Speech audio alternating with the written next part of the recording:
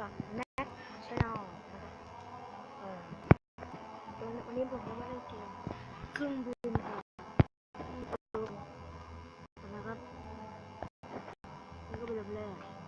นี่ก็เป็นลำแรกครับนี่ก็เป็นลำแรกครับ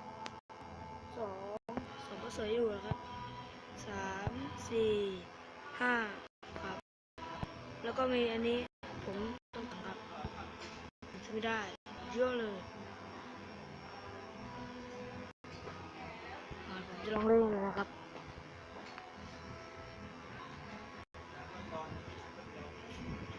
เอาแดงเปล่าก่อนครับ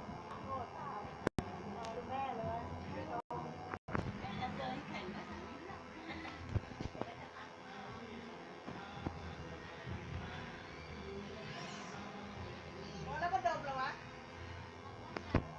เริ่มนะครับต้องนอนเล็กนะ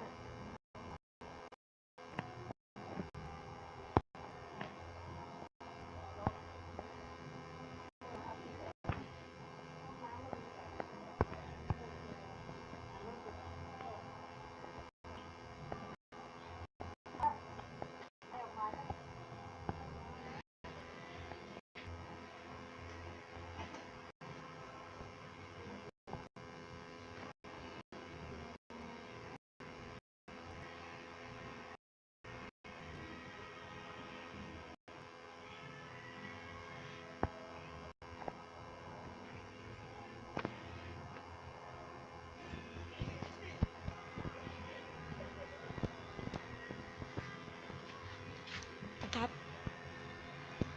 ก็ลองเก็บของนี่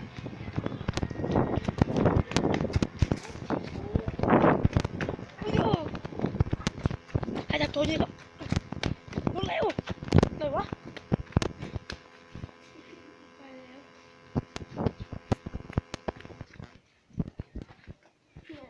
มันเข้ามาแล้วอยู่ไหนอ่ะไปเลยเดี๋ยวนะครับผู้ชมกำลังจับไล่ล่าแมวอยู่ครับ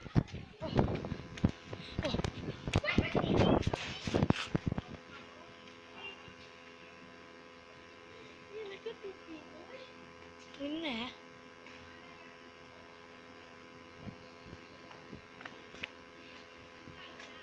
เดี๋ยวออกมาพอดีไปเร็ว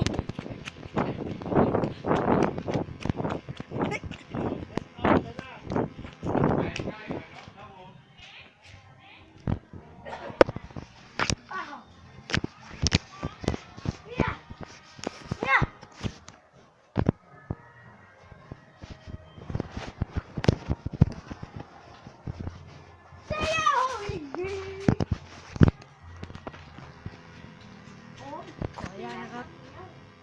ไปนะครับ